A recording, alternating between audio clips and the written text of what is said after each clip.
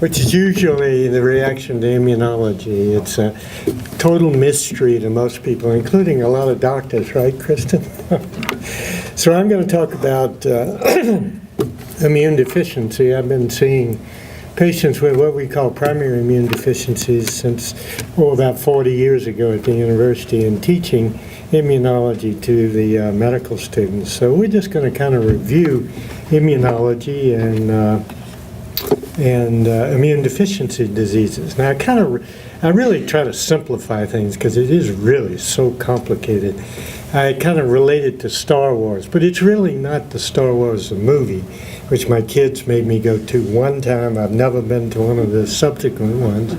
It's a little more related to Reagan's Star Wars, if you all remember, when he was going to have all these missiles and everything, was going to totally protect us and things from North Korea's bombs and so forth.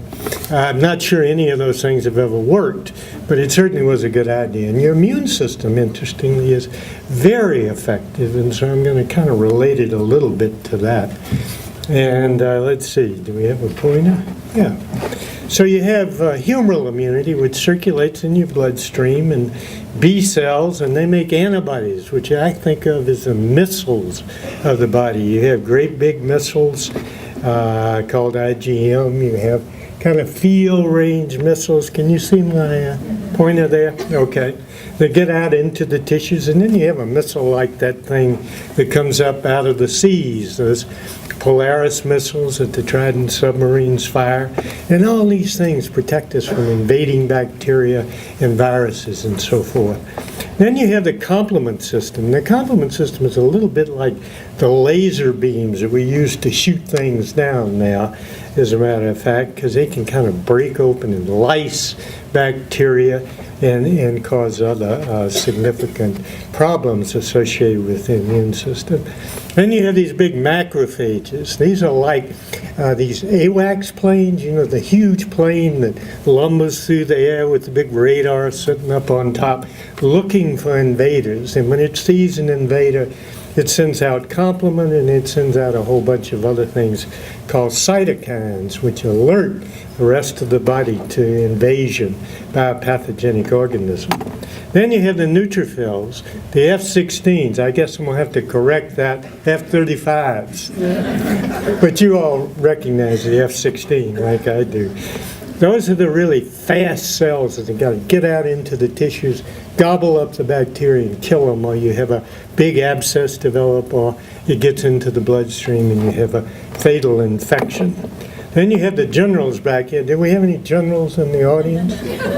No? Okay, good. The generals kind of sit back, not up on the front lines, but far back in the tissues and the lymph nodes, places like that, and send out signals to direct the rest of the immune system. You also have natural killer cells, which may be a little bit like the FBI, looking for internal invaders. I like to keep people awake. Keeping medical students awake is a really tough job, and I don't know about you, it's tougher for me to stay awake, as a matter of fact, too. But here's, for instance, a patient who has a severe abnormality of her antibodies. They don't butter up the bacteria, so she gets terrible infections. Came in with this very, very severe pneumonia, all out through the lungs here, as you can see. We got on intravenous immunoglobulin, IVIG, if you would, and she's really done quite well. Uh-oh, we quit moving here. Here we go, got it. And she's done quite well since that time. That was about 20 years ago, as a matter of fact. Here's a bacteria, the meningococcus, Neisseria meningitidis. You heard of the spinal meningitis that high school students and college students get. This is one of the worst pathogens we face. It can kill a patient in 6 to 12 to 24 hours quite easily. Well, it turns out the complement system is very important in lysing those bacteria. So if you have an abnormality of complement, the laser doesn't work, and you have these terrible infections. This is a little child who died of that, who had overwhelming meningococcal disease with bleeding all through the capillaries and everything. A horrible, terrible disease, unquestionably. This is the neutrophil. Here's the F-16, the cell that comes out of the bloodstream, runs through the tissues, grabs that bacteria, and hopefully eats it and kills it.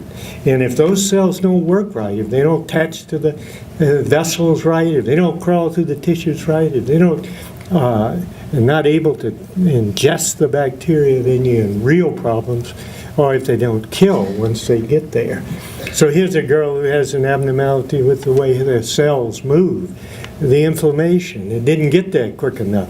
So you end up with a huge abscess of boils like this. Terrible encapsulated pneumonias, gingivitis. The neutrophils help to protect your gums, as a matter of fact, as well. And here's a little patient where the T cells don't work, the generals don't work, probably the B cells too. And this one, this is SCIDs, severe combined immune deficiency.